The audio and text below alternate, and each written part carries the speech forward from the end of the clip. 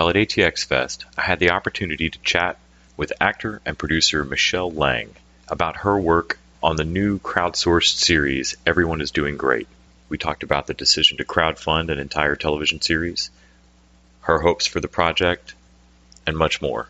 While at ATX Fest, I had the opportunity to chat with actor and producer Michelle Lang about her work on the new crowdsourced series Everyone is Doing Great.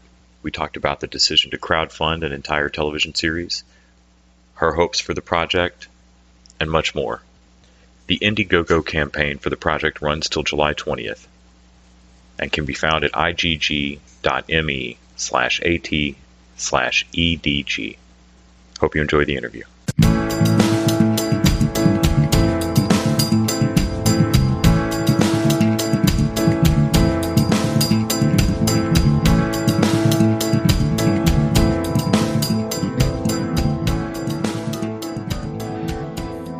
So can you talk a bit about getting involved with this project? So I got involved with Everyone is Doing Great through my connection with James Lafferty. Mm-hmm. So James and I have worked together on quite a few projects. The first one was a feature film called Lost on Purpose, and it was the first one that I produced because I'm an actress.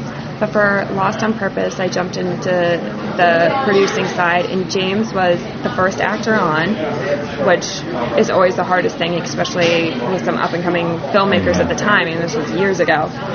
And it was a huge project, and James was so great in it, and also just such a kind human.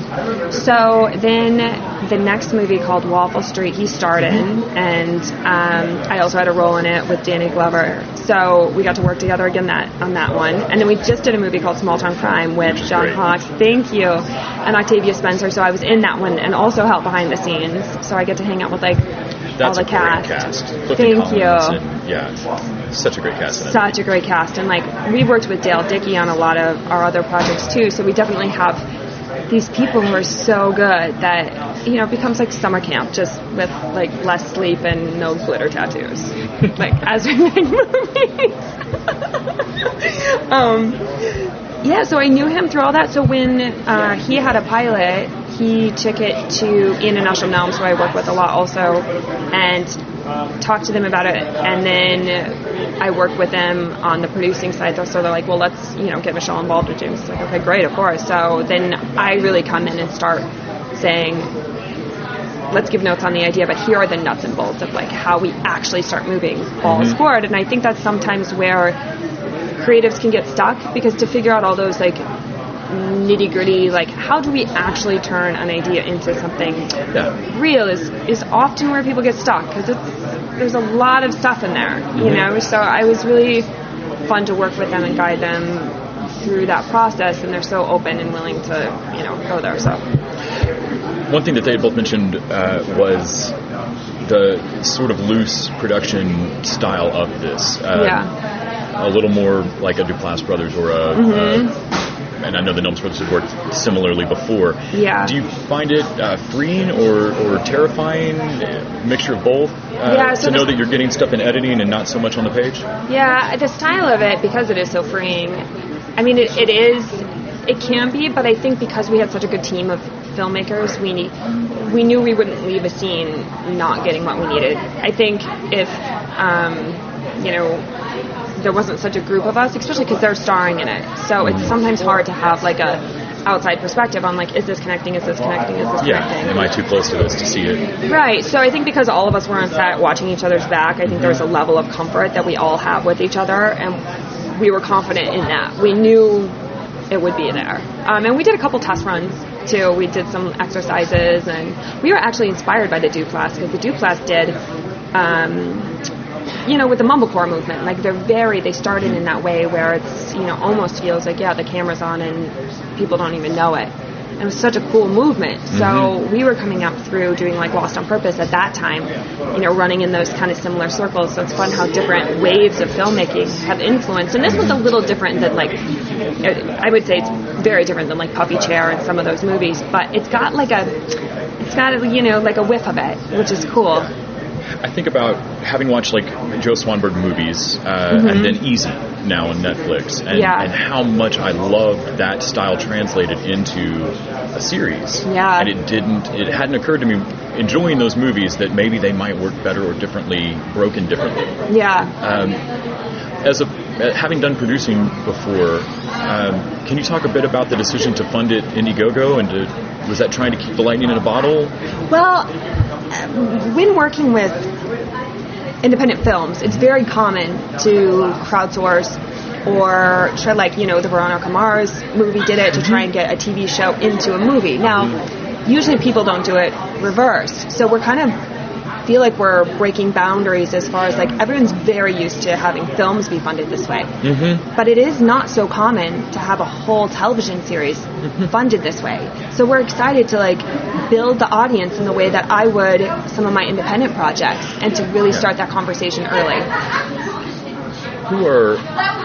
Who are you hoping connects with the show? I mean, obviously everyone should watch the Everybody always wants everyone to watch the show. But in your mind, do you have a particular audience you are thinking is on the other side of the screen really connecting with this story? As far as who's going to connect with the story, that's always isn't that such a... It's such an interesting question to try and go into something, because I think there's a blending of, like, I do a lot of painting, and when I paint, I am not concerned about who's going to watch it, but it's also a singular art form. Like, no one is funding my canvases other than me. So if no one likes it or gets it, it just doesn't matter. There's no obligation to patronage. Right, there's no obligation. I mean, with EDG, I'm sure James and Steven could speak to exactly maybe who they would want. I came onto this one more as supporting their voice and their... And that is another reason we're doing Indiegogo. Like, I love that it's a pure vision, and unlike a studio that is contingent on ratings and if people are gonna watch, we really have the freedom to, like, do something that's outside of the box and maybe isn't focused so much on who we think is going to watch it, and gather through this process of fundraising the people who do connect with it. Anyone who's had, it is very, relationship central, people who have had trials. My favorite line in it is in the barber shop, and the barber says, "Are you, exactly where, you should be?" And he says, I don't know. Like, I think so many people in life kind of in their 20s, 30s, maybe even above that, like, are they in the exact right spot that they should be? I don't know, like, how do you know until you know? So to watch these guys trying to, like, figure out exactly what's going to be their rocket, so I think long answer, 20s to 30s to 40s, early 40s, I don't know, somewhere in there.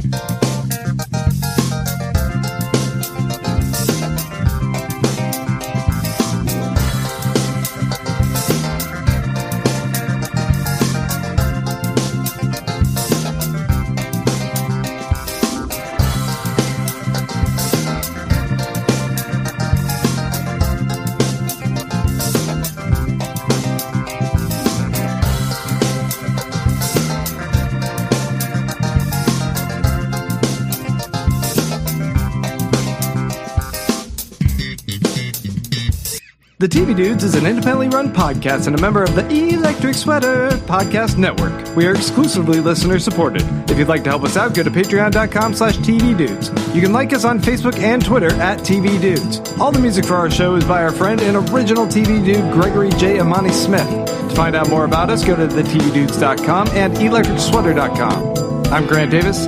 Thanks for listening.